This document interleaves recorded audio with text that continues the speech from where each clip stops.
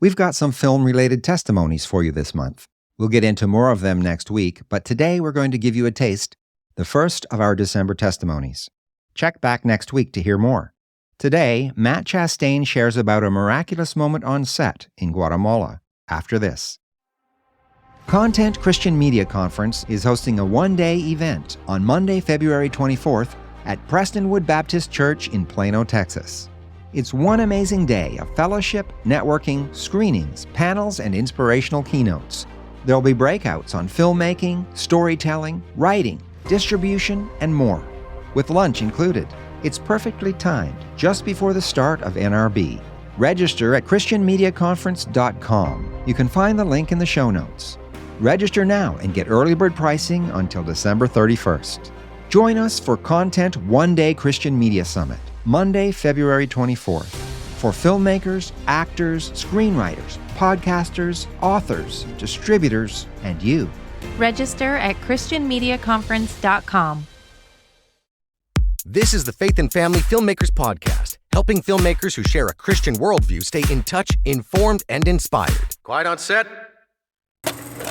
Rolling. Today's host is Matt Chastain. My name is Matt Chastain. I am a writer and director and one of the hosts of the Faith and Family Filmmakers Podcast.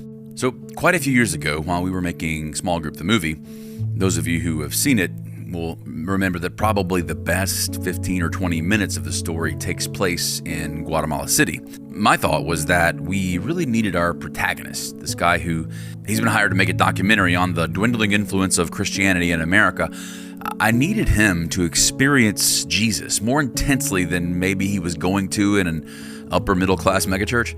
So I asked my buddy Nathan Hardeman with Engadi Ministries if we could incorporate his real ministry into our story, and he so very graciously allowed us to do that. Now, in the movie, the role of Sam is played by the amazing Nelson Bonilla, who you may or may not recognize as the assassin, also named Nelson, from the series Ozark. But the character is 100% based on Nathan Hardeman, who he may not look it, but he was born and raised in Guatemala, a missionary's kid himself. So we have to shoot this really intense scene that's basically a confrontation between a local gang leader and Sam. But we only had about 4 hours to shoot there, and our schedule was really tight. There was no margin for error here.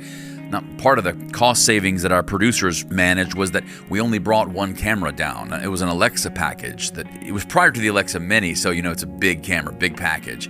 But shooting just one camera meant we couldn't shoot in cross coverage to save time. We had to set up and shoot the master, which with all these people in the scene took, almost an hour to shoot. And then we had to shoot the entire scene at Sam's character's side, which probably took the better part of an hour. And then we had to shift coverage to the gangster side. Now, the problem is we decided that it would be a great idea to shoot in Guatemala City during the rainy season. And the clouds, they were coming. And don't get me wrong, the scene would have actually been very cool to shoot in the rain. But we'd already shot the master and one of the cover scenes, and it's like 2:30 in the afternoon.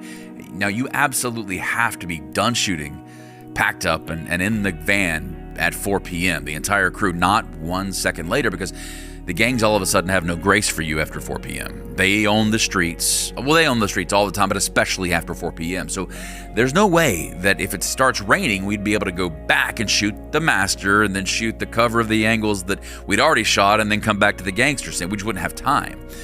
The day was going to be wasted, and the entire crew was actually scheduled to fly out the next morning. So we were in trouble. Now, as the rain clouds are on their way, they're dumping rain on the entire city, I'm stressed. The producers are really stressed. And I look over at Nathan. He's a man who is as surrendered to the will of God as any human I've ever met. And he's just sitting there calmly praying. I walk over to him, and his eyes pop open, and he just looks at me confidently and says, "We'll be fine, but we should move quickly."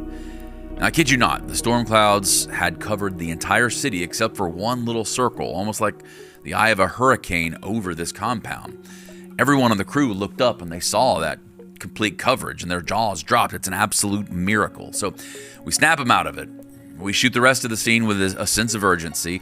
I call cut on the last shot, and we ask everybody to gather for this photo. And as soon as it gets snapped and the first AD calls location wrap, the rains start to pour. It was, as I put it that day, a really bad day to be an atheist. But I think it was just God's way of saying, look, I got this if you submit your will and trust me. Now, shameless plug, yes, I'd love for you to watch Small Group the movie if you haven't, or go watch it again. But more than that, I'd like you to check out the work that Nathan and his team have been doing in Guatemala City's Zone 18 for the last couple of decades. Because I don't think God showed up that day, to be honest, because he's a movie buff and he wanted to see me make my little film.